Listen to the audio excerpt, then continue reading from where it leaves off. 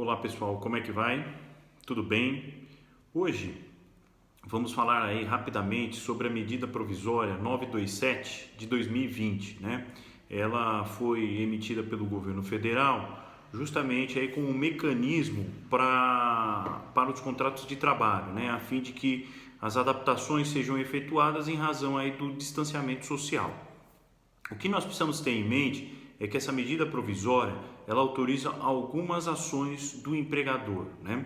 Juntamente com o empregado. Em primeiro, é transformar o trabalho presencial no regime de teletrabalho, ou trabalho remoto, ou home office, como assim você prefira chamar, né? Então isso está autorizado, as partes pactuam por escrito ou através de mensagem e automaticamente está valendo aí a transformação daquela atividade presencial para uma atividade remota ou teletrabalho ou home office, assim como você entender. Há uma necessidade dessa formalização por escrito e a comunicação deve ser prévia de 48 horas. Além disso, o governo federal também autorizou as antecipações de férias individuais ou mesmo férias coletivas, né? Então aquela pessoa que já teria autorização para as férias individuais, a medida provisória vem e autoriza esse recurso para o empregador. E mesmo aquelas que estão em período aquisitivo, o governo federal, em razão do estado de calamidade, também autoriza. Porém, o que acontece? Não pode ser menor do que 5 dias corridos essas férias, tá? Outro ponto relevante também aí da medida provisória é que o pagamento das férias pode ser efetuado até depois do final da concessão, né? 5 dias corridos aí após a concessão. Ou seja, não está sendo aplicado o artigo 145. Quando a gente estudou ou quando vamos estudar aí férias, dependendo da turma, né? A gente vai observar, de acordo com as regras lá de férias, que o pagamento tem que ser efetuado 2 dias antes de sua concessão, né? Então, neste caso da medida provisória, o governo federal autoriza as férias e depois o pagamento. Veja só, houve uma alteração aí bastante relevante, né?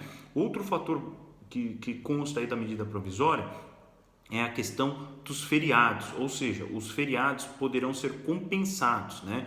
Então, todos esses dias que você ficou na sua casa, lá na frente, depois o feriado vai ser compensado com esse dia, né? Como se fosse o banco de horas. E o banco de horas é outro artifício utilizado aí pela empresa e o empregado, ou pelo patrão e o empregado, né? Enfim, tanto faz aí se é um empregador pessoa jurídica ou mesmo pessoa física, não há distinção neste aspecto, tá? Então, o que acontece? Hoje o banco de horas ele está autorizado, né? Você pode inserir isso aí através de um acordo individual, sem necessidade de comunicação do sindicato, sem necessidade de previsão em norma coletiva, até porque a CLT prevê isso com a reforma trabalhista, né? Então, o banco de horas está autorizado mediante acordo individual e o prazo dessa compensação, minha gente, são de 18 meses. Se a gente estudar lá na CLT, você vai ver que o prazo era de 6 meses, através de acordo individual, o banco de horas, né? No caso agora da pandemia, e por conta da pandemia, o banco de horas ele foi estendido para 18 meses, ou seja, a compensação pode ser efetuada em 18 meses pelo empregado, ou seja, é um bom motivo aí para as empresas instituírem o banco de horas aí para os trabalhadores e depois ter essa compensação na sequência, ok? Além disso, o governo federal também eliminou as exigências administrativas, né, aí dos órgãos de fiscalização. Então, aqueles exames periódicos, por exemplo, estão todos com os prazos suspensos aí de serem refeitos, né? O periódico, admissional, demissional, justamente por conta do distanciamento. Então, isso daí é um outro ponto positivo imposto aí na medida provisória. Outra medida de caráter pecuniária foi a questão do fundo de garantia, o FGTS, né? Os recolhimentos de março, abril e maio podem ser parcelados pelo empregador, né, em até 6 vezes. Então houve aí uma amenização, uma redução, aí, uma mitigação dos valores, né, dos recolhimentos neste aspecto, né? Então o empresário hoje, o empregador, tem essa possibilidade de parcelar em até 6 vezes esses recolhimentos aí de março, abril e maio de 2020. Bom, uma dica importante aqui: tudo que eu acabei de falar, todas essas medidas que o empresário pode tomar ou o empregador pode tomar, deverão ser formalizadas por escrito, né? Pode ser através até de mensagem eletrônica com o ok do trabalhador nessa mensagem eletrônica, para que isso tenha eficácia e validade, entendeu? Então a medida provisória também toma este cuidado. Em relação às férias coletivas, a empresa também pode conceder férias coletivas sem necessidade de comunicação ao Ministério da Economia, bem como ao sindicato. Ou seja, é uma livre faculdade do empregador, né? Então, se o empregador achar que é conveniente conceder férias coletivas para um setor ou para toda a empresa, sem problema nenhum, ele faz e não há necessidade desta comunicação. Então, veja como a medida provisória ela está bem próxima da realidade e distante das burocracias que a gente sabe aí do dia a dia, né? Então, bastante positivo nesse ponto. Bom, vale a pena mencionar, só aqui para eu ver nas minhas anotações e não falar besteira, que o artigo 29, olha gente, o artigo 29 da medida provisória tem lá que o coronavírus não pode ser considerado como uma doença profissional, né? Então aí é um momento de reflexão isso daí pra gente, né? A medida provisória traz que o coronavírus não é uma doença do trabalho, salvo se devidamente comprovado.